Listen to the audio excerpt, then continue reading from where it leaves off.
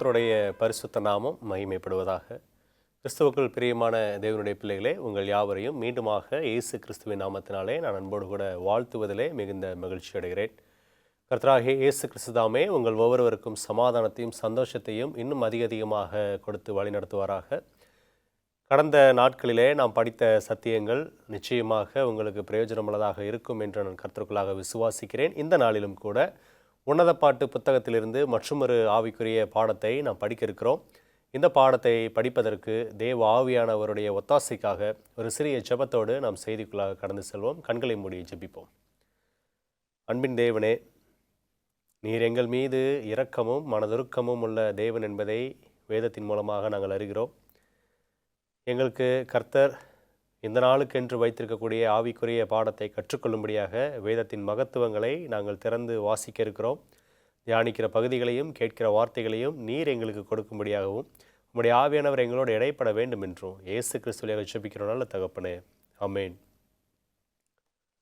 பிரியமான தேவனுடைய பிள்ளைகளே, இந்த நாளிலும் கூட உன்னத பாட்டு புஸ்தகத்திலிருந்து திருமணத்திற்கான ஒரு சில ஆலோசனைகளை நாம் பார்க்க இருக்கிறோம். திருமணம் என்று சொன்னால் இரண்டு மனங்களும் ஒரு மனமாக இணைவதே என்பதை நாம் பார்க்கிறோம் வேதாகமத்தின் அடிப்படையில். இந்த உன்னத பாட்டு புஸ்தகத்திலே திருமணத்தை குறித்து என்ன சொல்லுகிறது, அல்லது எப்படி திருமணத்திற்கு ஆயத்தமாவது, ஒரு பெண்ணையோ அல்லது ஒரு மகனையோ பெண் பார்ப்பது அல்லது மணமகனை பார்ப்பது எப்படிப்பட்டதாக இருக்க வேண்டும், எந்த முறையிலே நாம் அவர்களை சந்திக்க வேண்டும் என்பதையெல்லாம் நம்ம நிறைய நேரங்கள் யோசிப்பது உண்டு. யாரை வைத்து பேசலாம் என்பதெல்லாம் யோசிப்போம். இந்த உன்னத பாட்டு புஸ்தகத்தில் 2ஆம் அதிகாரத்தில் 8வது வசனம் துவங்கி அதில் இருக்கக்கூடிய கடைசி வசனம் முடிய வாசிக்கும் பொழுது இது சாலமோன் மற்றும் சூலமித்தியார் ஆகிய இருவருடைய திருமணத்திற்கு முன்பதாக நடந்த நிகழ்வுகளை குறிப்பிடக்கூடிய ஒரு வேத பகுதியாக இருக்கிறது. இதில் என்ன அப்படின்னு சொன்னால், நம்ம வழக்கத்தின்படி நம்ம கலாச்சாரத்தின் முறைமைப்படி நம்ம என்ன பண்ணுவோம்னு சொன்னால், திருமணத்திற்கு முன்பதாக நிச்சயம் செய்வதற்கு முன்பதாக பெண்ணை பார்க்க செல்லுவோம். அதுபோல் செல்லுகிற ஒரு நிகழ்வாக இந்த நிகழ்வை நாம் பார்க்கிறோம். ஏற்கனவே சாலமோன் சூலமித்தி என்கிற இந்த பெண்ணின் மீது நேசம் வைத்ததினாலே அவளை மணந்து கொள்ள வேண்டும் என்று விருப்பம் தெரிவித்ததையும் நம்ம பார்க்கிறோம். ஆனால் இந்த பகுதிகளிலே நாம் முக்கியமாக தெரிந்து கொள்ள வேண்டிய ஒரு காரியம் இந்த வேத பகுதியின் மூலமாக நான் உங்களுக்கு சொல்ல விரும்புகிறேன். அது என்ன அப்படின்னு சொன்னால், 2வது அதிகாரத்திலே உன்னத பாட்டு 2ஆம் அதிகாரத்திலே 8-9 வசனங்களை வாசிப்போம். இது என் நேசருடைய சத்தம், இதோ அவர் மலைகள் மேல் கொதித்தும் மேடுகள் மேல் துள்ளியும் வருகிறார். என் நேசர் வெளிமானுக்கும் மறைக்குட்டிக்கும் ஒப்பாயிருக்கிறார். இதோ அவர் எங்கள் மதிலுக்கு புறம்பே நின்று பலகனி வழியாய் பார்த்து கிராதியின் வழியாய் தமது மலர்ந்த முகத்தை காண்பிக்கிறார். அவர் இன்னும் இவர்களுடைய வீட்டிற்குள் ஒருவராக மாறவில்லை. வேதம் சொல்லுகிறது, அவர் எங்கள் மதிலுக்கு புறம்பே நின்று. இந்த சூலமித்தியார் என்ன சொல்கிறாங்கன்னு சொன்னால், எங்கள் மதில், இவர் வேறொரு வீட்டில் இருக்கிறார், அவர் வேறொரு இடத்தில் இருக்கிறார். இதெல்லாம் அவங்க திருமணத்திற்கு பின்பு திருமணத்திற்கு முன்பாக என்ன நடந்தது என்பதை நினைத்து எழுதக்கூடிய ஒரு பகுதியாக உன்னத பாட்டில் எழுதியிருக்கிறாங்க. திருமணம் முடிந்த பிறகு இப்படிலாம் நடந்துச்சே அப்படிலாம் நடந்துச்சே நம்ம யோசித்து பார்ப்போம் அல்லவா? அதுபோல் திருமணத்திற்கு முன்பாக நடந்த காரியங்கள் என்ன என்பதை அவர்கள் சொல்வதைப் போல இந்த பகுதி அமைந்திருக்கும். இதில் அவர் பலகனி வழியாய் பார்த்து கிராதியின் வழியாய் தமது மலர்ந்த முகத்தை காண்பிக்கிறார்.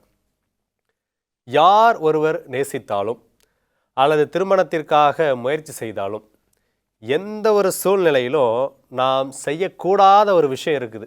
அது என்ன அப்படின்னு சொன்னால், ஃபோர்ஸ் பண்ணுவது, வற்புறுத்துவது, இதை செய்யணும்னு சொல்லி அவங்கள மீண்டும் மீண்டும் வலியுறுத்துவது. இங்கு இருவரும் ஒருவரை ஒருவர் நேசிக்கிறாங்க. ஒருவரையொருவர் நேசிக்கக்கூடிய இடத்துல கூட இங்கே என்ன நடக்குது அப்படின்னு சொன்னால், 2ஆம் அதிகாரம் 14வது வசனத்தை வாசிக்கும் பொழுது, கண்மலையின் வெடிப்புகளிலும் சிகரங்களின் மறைவிடங்களிலும் தங்குகிற என் புறாவே, உன் முக ரூபத்தை எனக்கு காண்பி, உன் சத்தத்தை நான் கேட்கட்டும், உன் சத்தம் இன்பமும் உன் முக ரூபம் அழகுமா இருக்கிறது என்றார். இங்கு சாலமோன் அவர் விரும்புகிறதை ஒரு அழைப்பாக கொடுக்கிறார்.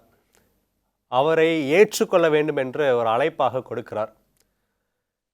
திருமணத்திற்காக முயற்சி செய்யக்கூடியவர்கள் யாராக இருந்தாலும், அல்லது யாரையாவது நாம் நேசித்து கொண்டிருக்கலாம், ஒரு ஆண் ஒரு பெண்ணை நேசித்து கொண்டிருக்கலாம். எந்த ஒரு சூழ்நிலையிலும் காதலுக்காக திருமணத்திற்காக வற்புறுத்தக்கூடாது. இவர் ஒரு நாட்டின் ராஜா சாலமோன். இவர் அந்த சூலமித்தியாருக்கு அழைப்பை மட்டுமே கொடுக்கிறார். நான் கேட்கட்டும், நான் பார்க்கட்டும் அப்படின்னு சொல்லி, நீ என்னிடத்தில் வர வேண்டும் அப்படின்னு சொல்லி கட்டளையெல்லாம் இவர் பிறப்பிக்கல. உண்மையான அன்பு, திருமணத்திற்கு ஆயத்தமாகக்கூடியவர்களுக்கு வேதம் சொல்லக்கூடிய ஆலோசனை என்ன அப்படின்னு சொன்னால், உண்மையான அன்பு கட்டளையிடாது. என்ன கட்டளையிடாது அப்படின்னு சொன்னால், என்னைத்தான் நீ நேசிக்க வேண்டும் என்று கட்டளையிடாது. வேதாகமத்தில் எத்தனையோ இடங்களிலே நம்ம இயேசு கிறிஸ்துவனுடைய அன்பை குறித்து வாசிக்க முடியும். அந்த அன்பு நமக்கு சொல்லித்தரக்கூடிய பாடம் என்ன அப்படின்னு சொன்னால், இயேசு கிறிஸ்து ஒரு இடத்தில் கூட நீ என்னை நேசிக்க வேண்டும் என்று சொல்லி கட்டளை கொடுக்கவில்லை. அவர் அழைப்பை தான் கொடுத்திருப்பார். ஒரு சில அழைப்புகளை நம்ம பார்ப்போம். யோசுவா புஸ்தகத்தில் 24ஆம் அதிகாரத்தில் யோசுவா மூலமாக தேவன் ஒரு அழைப்பை கொடுப்பார். அது மிகவும் பிரபலமான ஒரு பகுதி. யோசுவா 24ஆம் அதிகாரம் 15வது வசனத்தை நான் வாசிக்கிறேன். கர்த்தரை சேவிக்கிறது உங்கள் பார்வைக்கு ஆகாததாய் கண்டால் பின்னை யாரை சேவிப்பீர்கள் என்று இன்று தெரிந்து கொள்ளுங்கள். நதிக்கு அப்புறத்தில் உங்கள் பிதாக்கள் சேவித்த தேவர்களை சேவிப்பீர்களோ? நீங்கள் வாசம் பண்ணுகிற தேசத்து குடிகளாகிய எமோரியரின் தேவர்களை சேவிப்பீர்களோ? நானும் என் வீட்டாருமோவென்றால் கர்த்தரையே சேவிப்போம் என்றான். கண்மன தேவனுடைய பிள்ளைகளே, திருமணத்திற்காக நம்ம உன்னத பாட்டு எடுத்துக்காட்டை பார்த்தோம். அந்த எடுத்துக்காட்டோடு சேர்ந்து வேதம் தரக்கூடிய ஒட்டுமொத்த ஆலோசனை, உன்னதங்களில் இருக்கக்கூடிய சகலத்தையும் சர்வத்தையும் படைத்த இயேசு கிறிஸ்து அன்பு செலுத்துவதற்கு நமக்கு கட்டளை கொடுக்கவில்லை. மாறாக அவர் அழைப்பை தான் கொடுக்கிறார். என்னை நேசிக்கிறாயா என்று அவர் அழைப்பை கொடுக்கிறார். நான் உங்களை நேசிக்கிறேன், என்னை நீங்கள் நேசிக்கிறீர்களா என்பதை ஒரு அழைப்பாக மட்டுமே நமக்கு கொடுக்கிறார். நாம் இப்படித்தான் செய்ய வேண்டும், இதைத்தான் செய்ய வேண்டும் என்று ஒரு இடத்தில் கூட அவர் நம்மை வற்புறுத்தவில்லை. இன்னும் ஒரு சில வசனங்களை வாசிக்கும் பொழுது ஏசாயா புஸ்தகத்தில் 55வது அதிகாரத்தில் ஒரு சில வசனங்களை நான் வாசிக்கிறேன். முதல் 3 வசனங்களை வாசிப்போம். ஓ தாகமாக இருக்கிறவர்களே, நீங்கள் எல்லாரும் தண்ணீர்கள் அண்டைக்கு வாருங்கள்.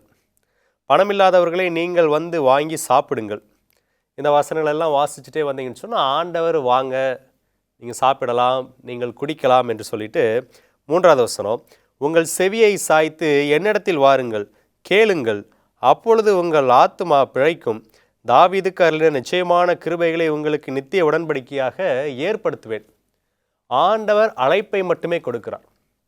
உண்மையான அன்பு கட்டளையிடாது. உண்மையான அன்பு அழைப்பை தான் கொடுக்கும்.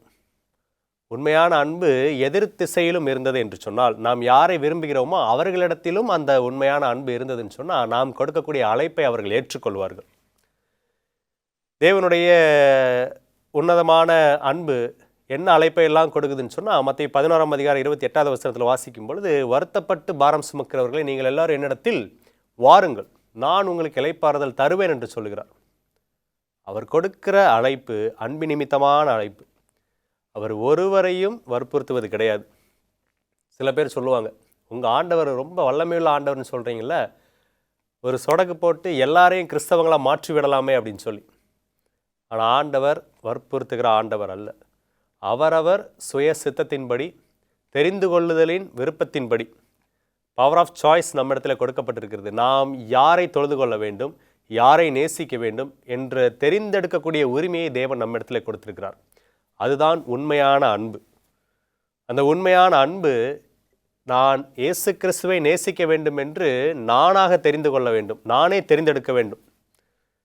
சுகம் பெற வேண்டுமென்றால் கூட அவர் அழைப்பை மட்டும்தான் கொடுப்பார். நான் சென்றால்தான். என்னுடைய பாரத்தை இறக்கி வைக்க வேண்டுமென்றாலும் அவர் அழைப்பை கொடுக்கிறார், நான் சென்றால்தான். இப்படியாக ஆண்டவர் அழைப்பை மாத்திரமே மீண்டும் மீண்டும் மீண்டும் மீண்டும் நமக்கு கொடுக்கிறார். ஒரு இடத்துல கூட நீ இதைத்தான் செய்ய வேண்டும் என்று அவர் வற்புறுத்துவதே கிடையாது. பவுல் சவுலாக மாறின எடுத்துக்காட்டை பார்க்கும் பொழுது, சவுலை ஆண்டவர் பவுலாக மாற்றுவதற்கு அவர் அழைப்பை தான் கொடுத்தார். முள்ளின் மேல் உதைக்கிறது உனக்கு கடினமாமே, நீ துன்பப்படுத்துகிற கிறிஸ்து நானே என்று சொன்னார். அவராக சவுலாக மனம் மாறி நான் என்ன செய்ய சித்தமாக இருக்கிறீர் ஆண்டவரேன்னு கேட்கும் பொழுது ஆண்டவர் அவருடைய வார்த்தைகளை வெளிப்படுத்தினார். எனக்கு அன்பான தேவனுடைய பிள்ளைகளை, திருமணத்திற்காக ஆயத்தமாகக்கூடிய யாராக இருந்தாலும், அல்லது காதல், ஒரு ஆண் ஒரு பெண்ணை நேசித்து அல்லது ஒரு பெண் ஒரு ஆணை நேசிக்கிற ஒரு சூழ்நிலையிலே நீங்கள் இருக்கிறீர்கள் என்று சொன்னால் வற்புறுத்தாதீங்க. திருமணத்திற்காக பெண்ணை பார்க்கும் பொழுது உங்களுக்கு பிடித்தது என்பதற்காக பெண்ணையோ அல்லது மணமகனையோ வற்புறுத்தி திருமணத்திற்கு சம்மதிக்க வைக்காதீர்கள். உண்மையான அன்பு அப்படிப்பட்ட காரியத்தை செய்யவே செய்யாது. சாலமோன் ராஜா, அவர் மிகப்பெரிய ராஜா. அவர் என்ன சொல்லியிருக்கிறார் அப்படின்னு சொன்னால், உன்னத பாட்டு 3ஆம் அதிகாரத்தில் 5வது வசனத்தை நான் உங்களுக்காக வாசிக்கிறேன். இந்த வசனம் நிறைய இடங்களில் ரிப்பீட்டடாக வரும். இதை நம்ம அடிக்கடி வாசிப்போம். உன்னத பாட்டு 3ஆம் அதிகாரம் 5வது வசனம், எருசலேமின் குமாரத்திகளே, எனக்கு பிரியமானவளுக்கு மனதாகும் மட்டும் நீங்கள் அவளை விழிக்க பண்ணாமலும் எழுப்பாமலும் இருக்கும்படி வெளிமான்கள் மேலும் வெளியின் மறைகள் மேலும் உங்களை ஆணையிடுகிறேன்.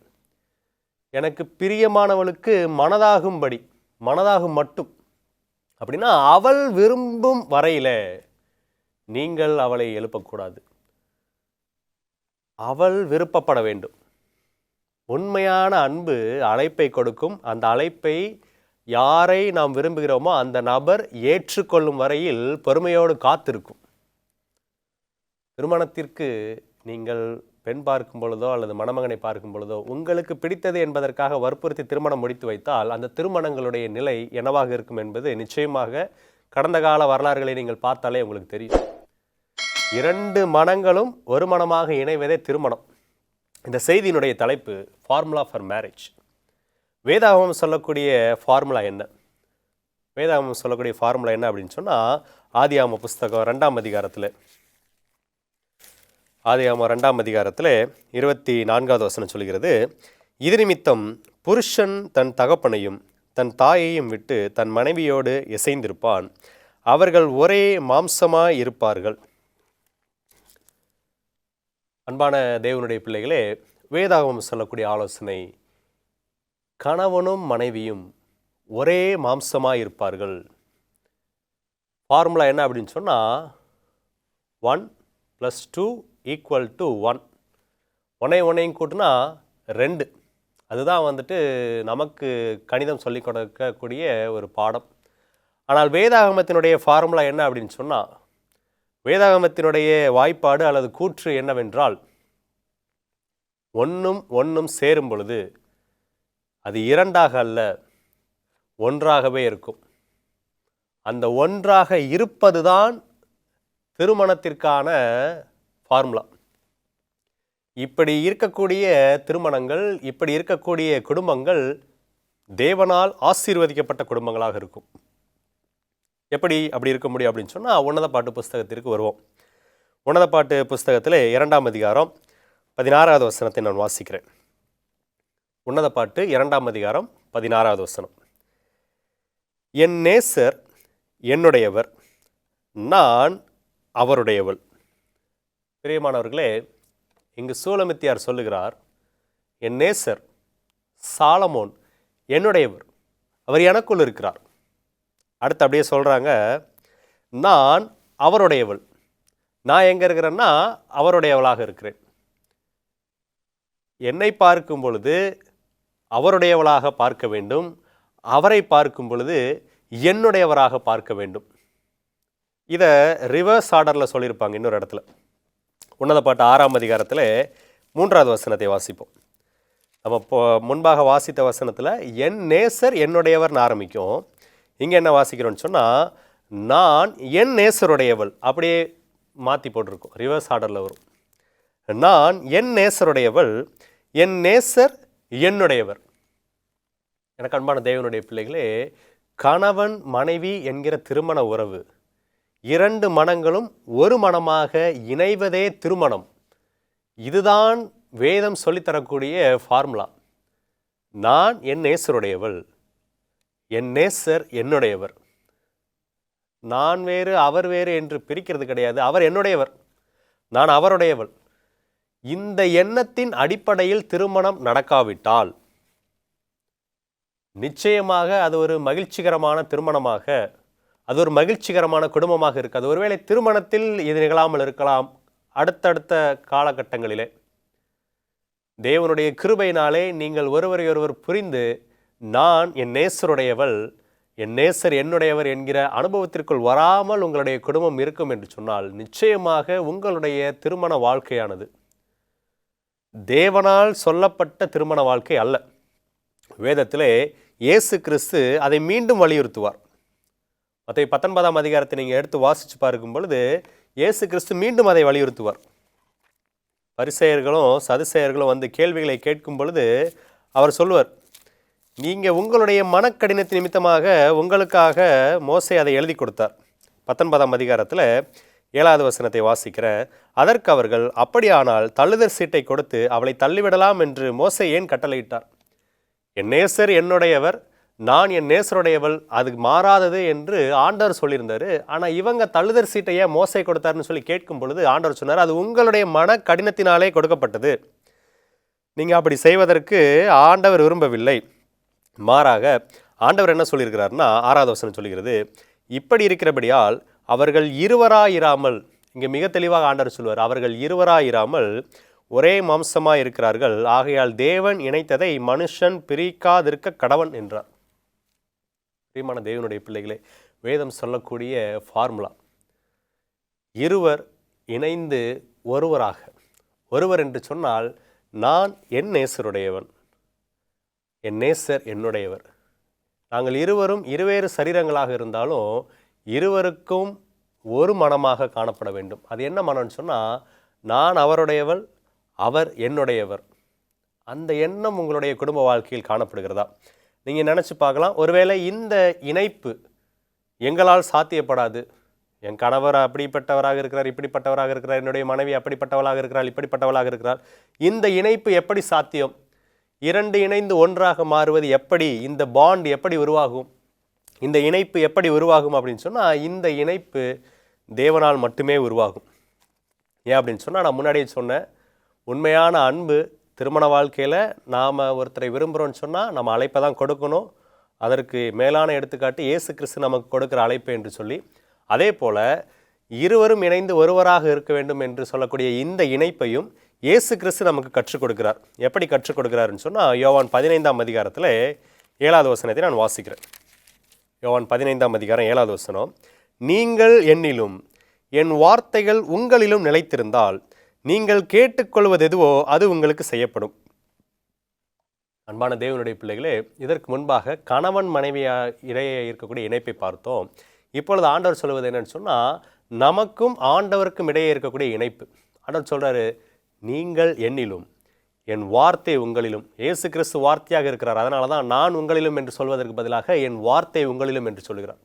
அதே கான்செப்ட் தான். எப்படி என் நேசர் என்னுடையவர், நான் என் நேசருடையவள் என்று சொல்லி உன்னத பாட்டில் படித்தோமோ, அதே தான் நீங்கள் என்னிலும் என் வார்த்தை உங்களிலும் என்று ஆண்டவர் சொல்கிறார்.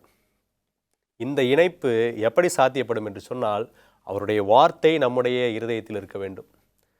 கணவனாக இருக்கக்கூடியவருடைய இருதயத்திலே கர்த்தருடைய வார்த்தைகள் இருக்கும் பொழுதும், மனைவியாக இருக்கக்கூடியவருடைய இருதயத்திலே கர்த்தருடைய வார்த்தை இருக்கும் பொழுதும், இரண்டு இருதயங்களில் இருக்கக்கூடிய கர்த்தருடைய வார்த்தையானது இரண்டு மனங்களையும் ஒரு மனமாக சேர்க்கும். எங்கு ஒரு இடத்தில் கர்த்தருடைய வார்த்தை இல்லாமல் போகிறதோ அந்த இடத்திலே இந்த இணைப்பு சாத்தியம் இல்லாமல் போகிறது.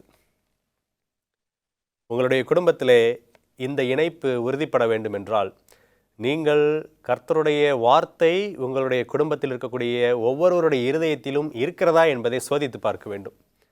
என் குடும்பத்தில் ஐக்கியம் இல்லை, என் குடும்பத்தில் சமாதானம் இல்லை, என் குடும்பத்தில் எப்போ பார்த்தாலும் சண்டை வருது, நாங்கள் ஒருமனப்பாட்டோடு இல்லை அப்படின்னு சொன்னால், கர்த்தருடைய வார்த்தை உங்கள் இருதயத்திலும் உங்களுடைய கணவர் இருதயத்திலோ அல்லது உங்களுடைய மனைவியின் இருதயத்திலோ இல்லை.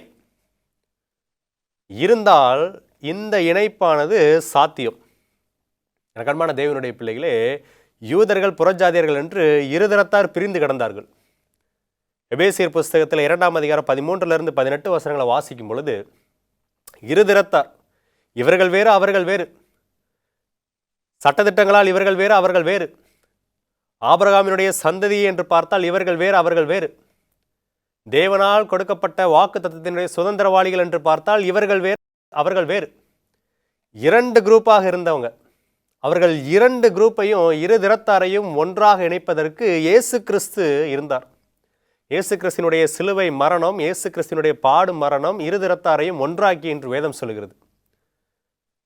அப்படிப்பட்ட 2 பிரிவினரை ஒன்றாக்கக்கூடிய தேவனால் திருமணம் என்கிற பந்தத்தில் இணைந்திருக்கிற உங்கள் இருவரையும் இணைப்பதற்கு முடியாதா? யோசித்து பாருங்க. திருமணத்தின் நாளிலே நீங்கள் தேவனுடைய சமூகத்தில் நின்று கொடுத்த வாக்குறுதிகளை, வாழ்விலும் தாழ்விலும், சுகத்திலும் சுகவீனத்திலும், இன்பத்திலும் துன்பத்திலும், இவரே என்னுடைய நேச கணவனாக, இவளே என்னுடைய நேச மனைவியாக என்று சொல்லி நாம் கொடுத்த வாக்குறுதிகள் என்னவாயிற்று?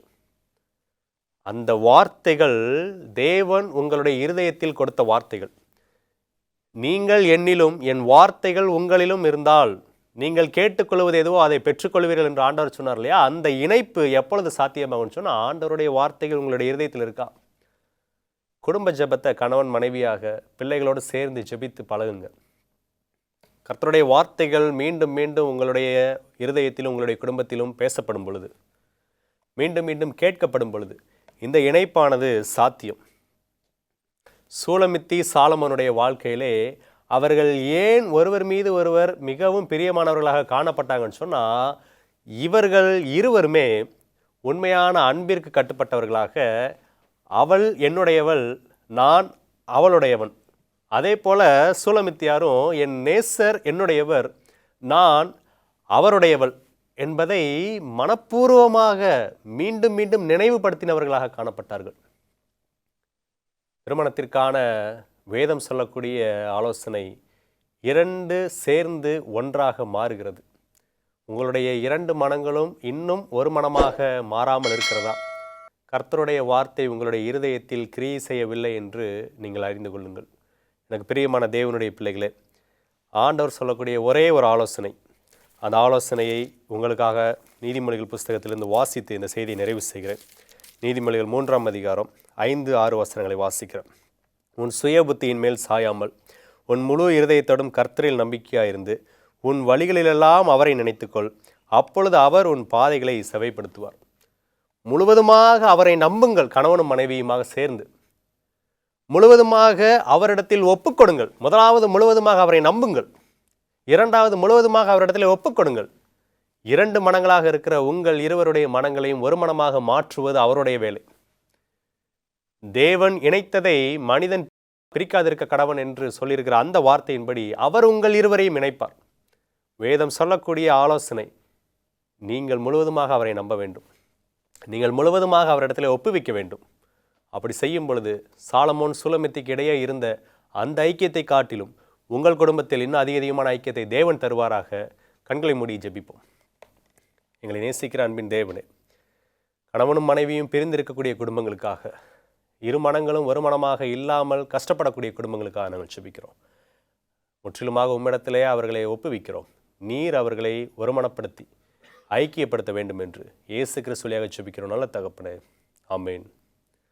அன்பான தேவனுடைய பிள்ளைகளே, கர்த்தரிடத்தில் நம்பிக்கையாயிருந்து கர்த்தரிடத்தில் உங்களை ஒப்புவித்து 2 மனங்களும் ஒரு மனமாக ஆக வேண்டும் என்று சொல்லி ஜெபியுங்கள். கர்த்தர் உங்களை ஆசீர்வதிப்பாராக.